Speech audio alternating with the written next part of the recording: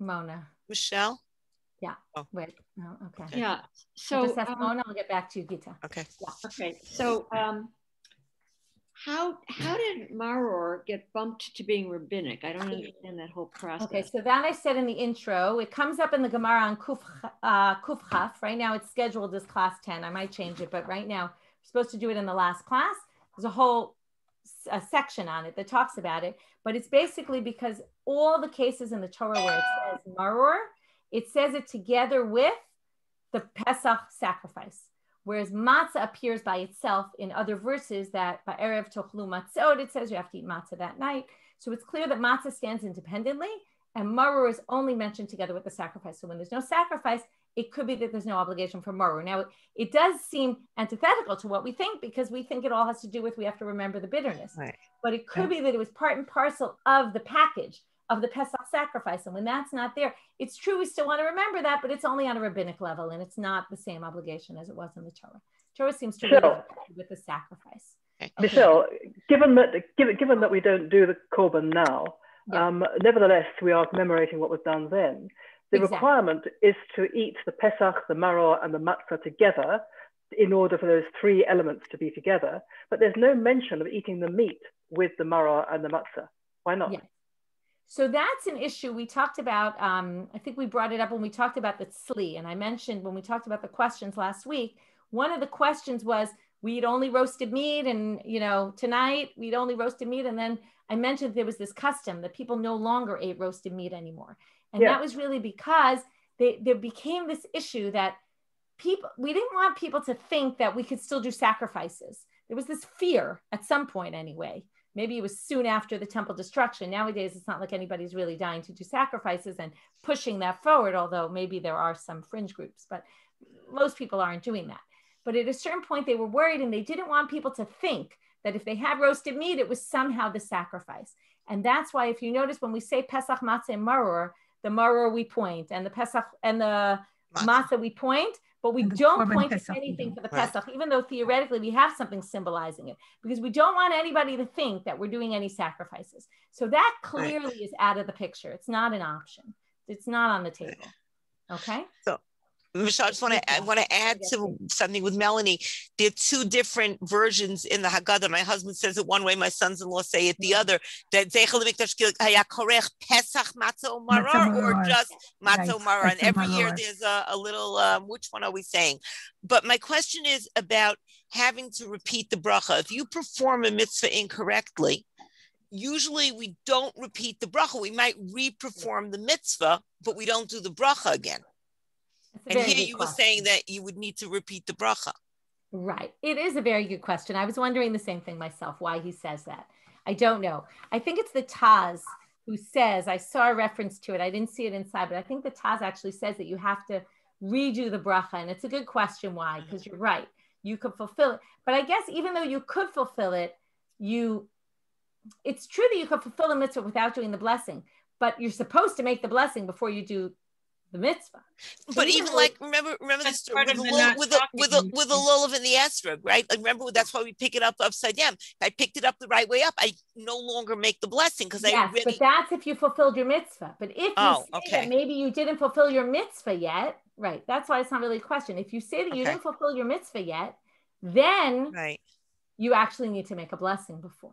Right. I think that's what it has to do with when we say that we don't talk in between. If we're not talking about anything unrelated, so we want those brachot to carry over. Well, that for sure. What Gita is questioning is why those who say that, as the Aruch HaShulchan was clearly reacting, and I think it was to the Taz who said, who's a super commentary on the Shulchan Aruch, he said that you don't have to go back and make another bracha, but it sounded like somebody did say that, and he's reacting to that and saying you don't need to. But also, you might. Also, if you talk before you eat challah, for example, you wash your hands again, but you don't say the bracha again, I think. Right. That's true. I don't think you would say the bracha again. No, you don't say the bracha. No, you don't, as far as I know. You just wash your hands again. Right. And if you started, you can talk. Right. Yeah, if you started to talk, then you wash again, but you don't say the bracha. Right. It's a good question. I have to look into it more. So I have actually two questions based on the questions that people were just asking now. When I'm eating fruit, for example, and I say Borei Priya Et, if I eat another fruit 4 minutes later or whatever, I don't say it again. Right. Why could you not be able to you're comparing apples and oranges. Okay? You're comparing a birchot hanehenin to a birchot mitzvah. Okay. Two very different brachot. Okay? That's benefiting from something that you, right? That's different. I can't benefit from something till I've made a blessing. So there, since you made the blessing already, you don't say it again. But here, if we're doing a mitzvah and you didn't make the blessing on the mitzvah, we want, even though like what Gita is saying is theoretically you could do the mitzvah without the blessing, but we like to have a blessing before the mitzvah. So we'd rather, and I think what they're really saying is it's important not to break because you want that mitzvah to kind of apply later. Okay. And also because you want. I'll give you a good example. The borei pri adama that you made on the maror on the vegetables. The beginning of the Seder covers your maror, even though you've clearly had a big break between. And it's also on the focus. If we're saying that if we believe that this is the mitzvah that you have to eat it together, then by not speaking, you're connecting it to being mitzvah, whatever. But the other question that I have, which I did not understand, I'm sorry, the whole business of mitzvot mevatlin mitzvot and the nullification and bichlal, why would it be that the Rabbanan mevatel doraita rather than the other way around? Surely a doraita is more important. Okay, so I'll tell you. It's like I said in the beginning, it's very complicated, and that's why there's different interpretations about how to understand it. But either you say the maror flavor is very strong, and that overpowers the matzah, that we can accept. The other approach is to say that when you put two things and one is less significant, then it basically minimizes the importance of the stronger one that you're doing. So the Rabbanan is less important. The Rabbanan is clearly less important. Okay. I was wondering if there were are there any other examples of that in another topic where we don't blend? So it actually, the one thing I didn't do is it comes up in another sugya in Zvachim. There's a whole, again, I'm trying to kind of narrow things. Right. To make in practice. But there is another sugya where it comes up in Zvachim. It has to do with korbanot related things. But in practice, are there any time when we don't blend mitzvot because we don't want to take chashivut? So there's a different thing which we talked about, which is enosi mitzvot chavilot. We don't try to put mitzvot, package them together. That's a little bit different. I don't know the exact differences between them, but the commentaries don't really seem to connect them. The main reason given there is that we don't want you to feel like you're rushing through mitzvot and let's just do everything at once and like the way you would, I always like to like stack up at the table, bring everything in all at once to kind of finish it quickly and be done with it. So I think that this is somewhat different than that because this is really laws of nullification, especially if you look at it as food thing, then it's just food related and it comes up under the general category of general laws of nullification and how that works. And then it's something totally different. Didn't we have an example like that with Mila and Orla, with Mila and Sarat? Remember we had an example like that? Yeah, but that's when you have one that conflicts with the other. Okay. Not conflicting. What about in Arvin Simcha B'Simcha? Okay. Yeah, that's also right. That's more like the chavilot. Okay. Yeah, you had a question? Michelle. Okay, I see you're both raising your hands quietly. So Michelle. Yeah. And the first chavruta they had it seemed like they brought up the charoset thing. Meiri brought up the charoset. It was like brought up for a second, then it was dropped. So can you say something about that in terms of the charoset? What he brings up is a good question, which is if you have charoset, if you say you can't do two things together, if one's more significant than the other, clearly the maror is more significant than charoset. There's a debate whether charoset is a mitzvah or it's just optional. Even if you say it's a mitzvah, it's not as serious a mitzvah as maror is. So why wouldn't you say the same thing there? How can you have charoset with the maror? Won't it nullify it? Because again, anything less significant will make that shine, it'll kind of say, oh, we're not doing something so important. So the answer is that that's a typical thing that we do. We dip vegetables into something. So that's just a normal way, and it doesn't minimize its significance. But we take away the charoset from the, at least we do. I don't know, maybe. Right. So then, yes. So you can look at the Shulchan Aruch. He talks about that. And the Shulchan Aruch I quoted today, he talks exactly about that, about dip it, then take it off, because you don't want it to take away from the taste of the maror. The Sephardim don't take it off. They pile it on. It's a debate about whether you do it or not. Okay, Dai, I want to get to you. You're waiting patiently. That went on by accident. Sorry. No questions. Okay, fine. Okay. So I have a question. I don't understand this whole idea. Hillel is the only one who knew what happened during the time of the Mikdash. No, there was a debate. Why is there a debate? That's what Rabbi Yochanan's saying. His friends disagreed with him. But he what said did they this is do? what you do, but not everyone thought that that's what you do. There was a debate back then in the temple. So in other words, people did different things? We don't know what they did? So again, it depends how you read the sugya. The two different ways, according to one reading, you should, according to, right, you have to, according to Hillel. According to everyone else, it's optional. Right. That is a much better reading to say that that was the debate in the time of the temple. But the Rashbam and the Baal HaMaor say, no, it's either you can't or you do, right? And then it sounds like, according to Hillel, you can, you don't have to, okay? And they say you can't put them together, which is very interesting. But it shouldn't surprise us that there were debates. I mean, there are always debates about. Ask 3 people who were at your grandfather's Seder what your grandfather did. You're going to get 3 different answers. Yeah. Right. Why is it so? Also, it could be that there were different groups of people at the temple. Right. That's the only possibility. No, it's not. It's not the only, because again, according to the Ramban, it's not such a huge difference between them. It's a matter of, is it ideal? Is this the only way to do it, or is that the ideal way to do it? But you don't have to. And then, but why is it so important to remember what Hillel did?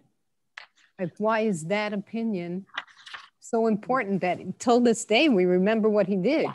Yeah. So that's why I think that the opinion of the Ramban makes more sense, because what the Ramban is saying is this, and when you read the Psukim, it does seem to indicate eat these all together. And it's this idea, and that's why I brought in the Bechor Shor, because I think it's a very beautiful idea of kind of mixing these 3 things that don't really go with each other. I mean, certainly the Avdut and the Cherut don't go together. They're opposites. But yet there's this idea that in that night we have to pack it all in, right? Do it all together and experience everything they were going through almost at the same time. And I think what it's trying to say is that that's what they did in the temple, and whether they did it in an ideal, right, or right, and to say the Ramban, it means no one really thought you can't do it this way. It's just a matter of, do you have to, or it's optional, right? So then it became, this was what was generally done. It's true, you didn't have to do it that way, but that was the ideal way to do this mitzvah. So then it makes a lot of sense that we still do it today, because we want to experience what that ideal mitzvah was all about. And by the way, I didn't get into this, but the Shulchan Aruch says you actually recline, which is fascinating because you're eating maror, which is bitter. Right.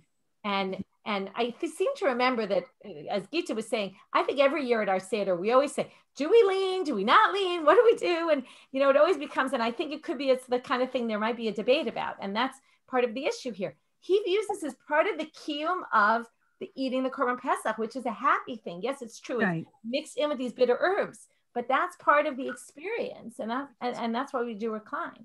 Which is probably the reason why we recline. It makes perfect sense to me. Right. That's the idea of Zecher L'Mikdash K'Hillel.